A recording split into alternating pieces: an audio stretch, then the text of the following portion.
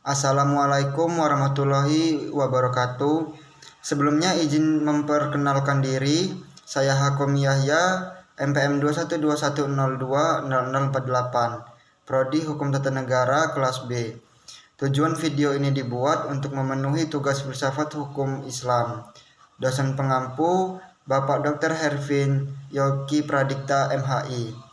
Kali ini yang saya bawakan yaitu untuk mempresentasikan materi yang berjudul Sumber Hukum Islam. Baiklah, langsung saja kita mulai ke materinya. Yang pertama itu ada Al-Quran. Al-Quran berkedudukan sebagai sumber pertama dan utama dalam hukum Islam. Kedudukan ini mengharuskan umat Islam memahami pesan-pesan yang dikandungnya untuk dilaksanakan dalam kehidupan.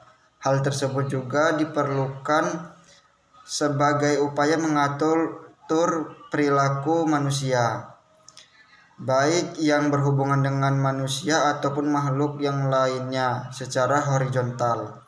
Demikian pula seluruh persoalan yang berkaitan dengan hukum, meski dicari jawabannya terlebih dahulu dari petunjuk yang terkandung di dalam Al-Quran.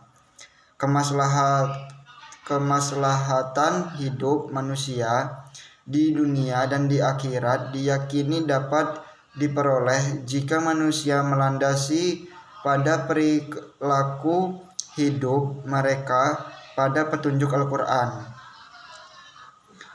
Argumentasi yang menyatakan bahwa Al-Quran sebagai sumber dan dalil pertama dan utama ditemukan dalam penjelasan Al-Quran. Al-Quran sendiri pada jumlah ayatnya lebih dari 30 kali ditemukan perintah mematuhi Allah dalam Al-Quran.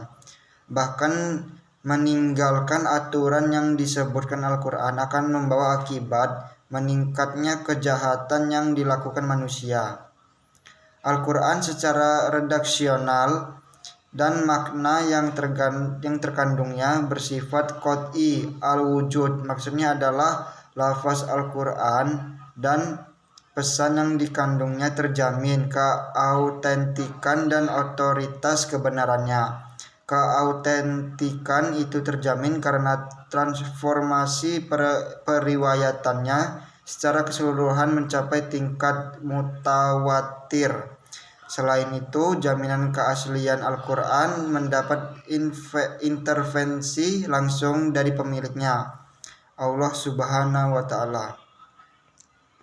Yang selanjutnya itu ada Al-Sunnah. Pada uraian sebelumnya telah dijelaskan bahwa Al-Quran sebagai sumber utama dan yang paling utama dari hukum Islam yang bersifat global yang membutuhkan penjelasan secara operasional.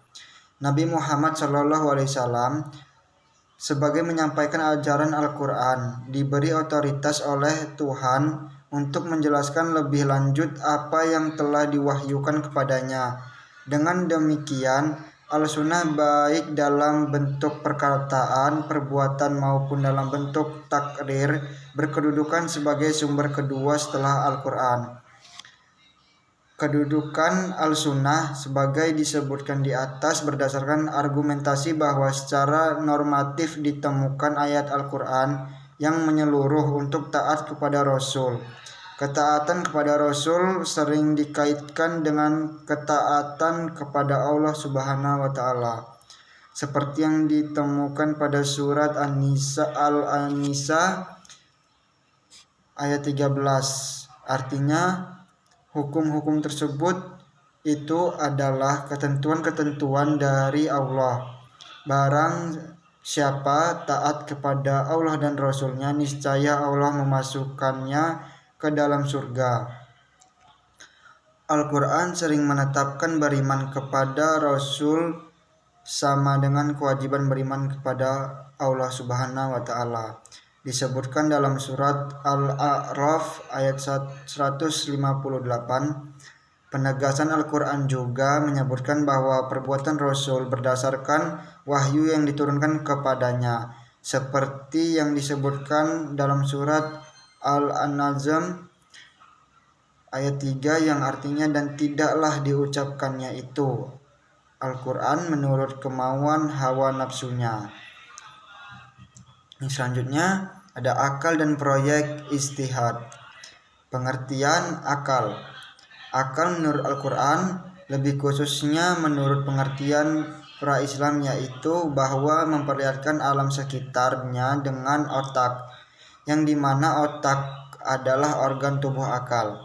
Artinya akal itu sendiri terdapat di dalam otak seorang yang digunakan untuk berpikir, dan berdasarkan pemikiran itu maka lahirlah suatu ide atau gagasan mengenai suatu masalah yang dipikirkan.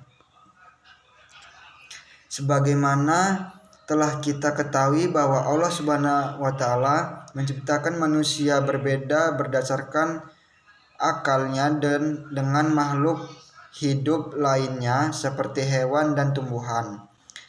Berdasarkan perspektif Islam, peran akan dibagi dua, yaitu satu, memahami nilai-nilai ajaran agama. Apabila ada doktrin yang kurang jelas, akal akan merumuskan pelaksanaannya. Adapun ketika sebuah doktrin agama memiliki nilai-nilai sosial, akal bertugas menerjemahkan dalam konteks kehidupan kekinian, bukan untuk mengubah doktrin, melainkan menemukan pelaksanaan doktrin. Yang kedua ada akal bertugas memilih dan meleksi doktrin agama.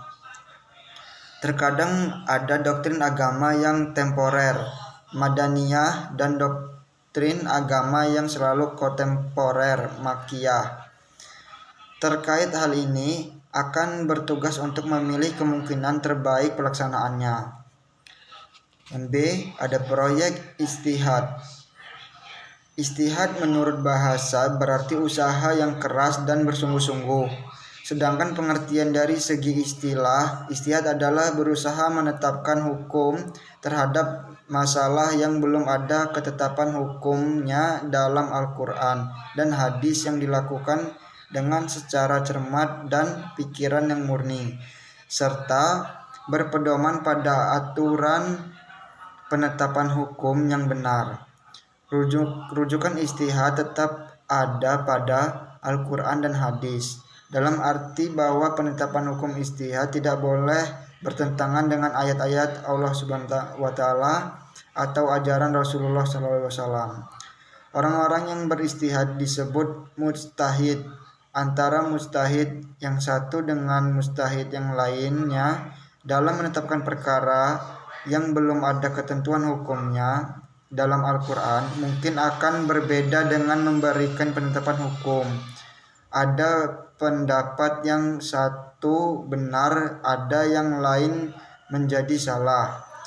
Hal ini akan menjadi penilaian yang mempengaruhi hukum ijtihad menjadi sumber hukum Islam yang ketiga. Boleh dilakukan oleh siapa saja yang memiliki persyaratan minimal seperti memahami mafhum ayat atau hadis, memiliki atau menguasai ilmu alat seperti nahwu, shorof, mengetahui latar belakang suatu ayat atau hadis, luas pemahamannya terhadap pengetahuan Islam, memiliki loyalitas yang tinggi terhadap agama, dan lain-lain. Ijtihad diterapkan dengan beberapa cara, antara lain ijma dan qiyas. Ijma adalah kesepakatan para mujtahid pada suatu masa setelah Rasulullah wafat terhadap suatu masalah.